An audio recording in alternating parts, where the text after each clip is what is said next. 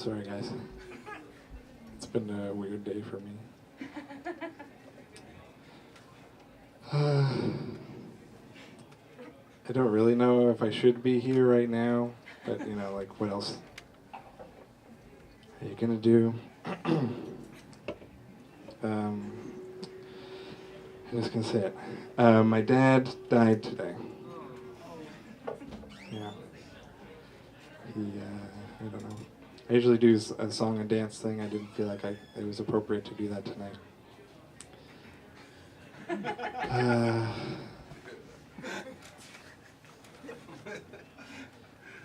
I don't know.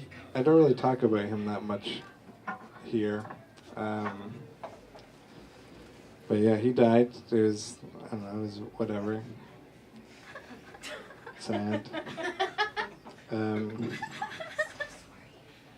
It is very sad. He's always wanted to be a writer.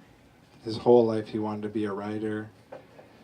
And he used to write stories as a hobby, but he had to work so much, no one ever really got to see the stories. And he just got his first story published this month. Ever. And he's never going to see it.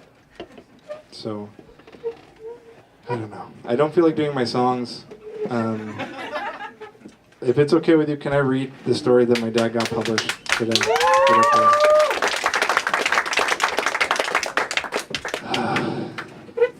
Thank you.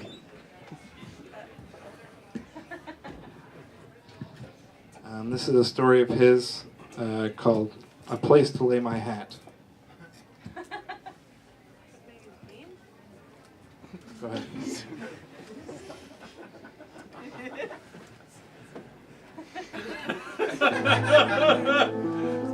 It sure is tough out here in the Wild West.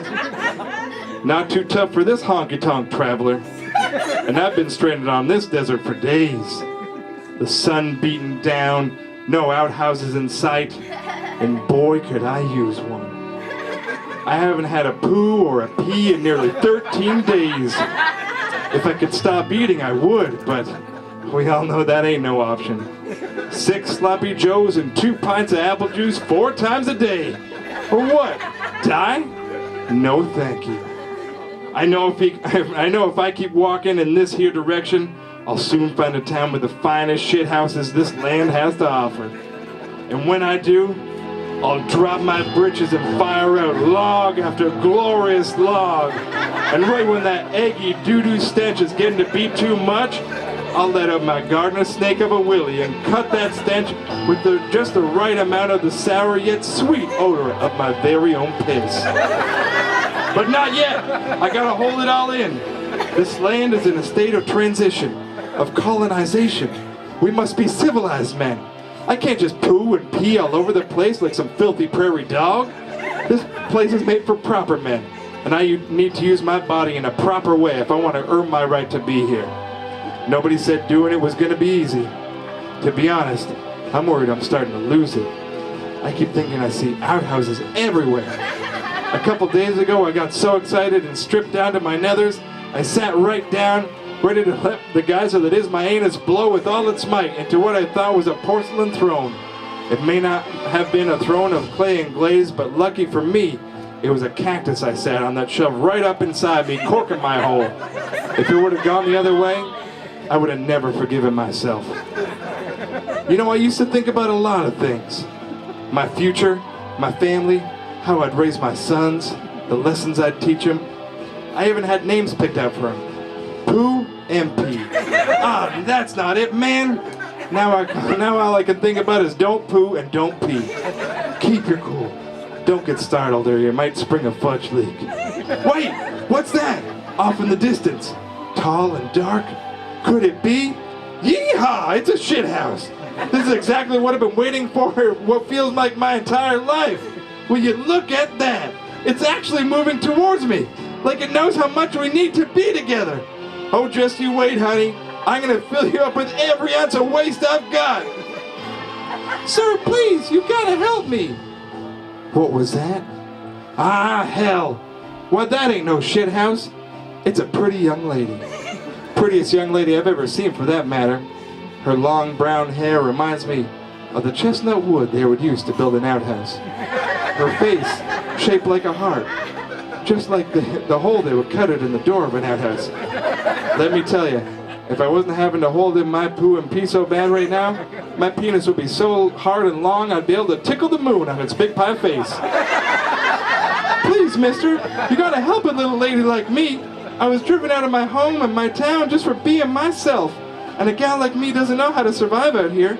I need to find a new town. Can you help me? Hold on, I say. There's a town around here? Do they have outhouses? Most elegant ones you've ever seen. That's where I used to like to spend all my time, tee-hee, she says.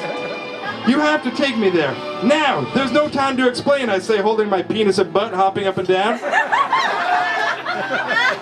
Now, you don't understand, handsome. They drove me out of there. They called me a deviant.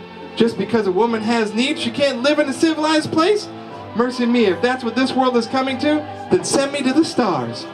I try to listen to her, but my body is screaming from all the poisons I'm holding in. What I wouldn't do for another man to pee and poo on me again.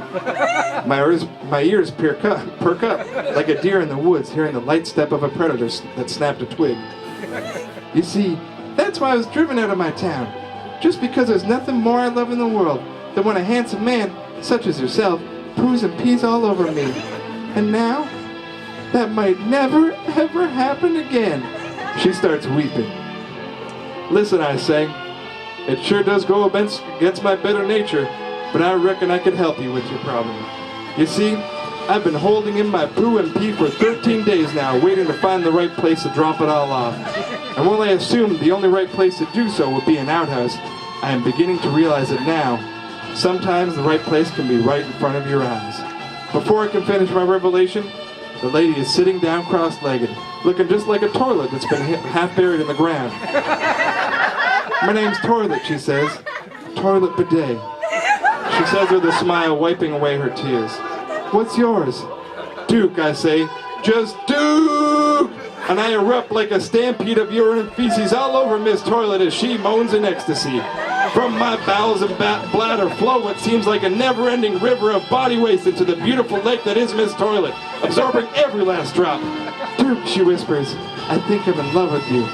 Miss Toilet, I say, I feel the same way. I take Miss Toilet by her disgusting shit-covered hand.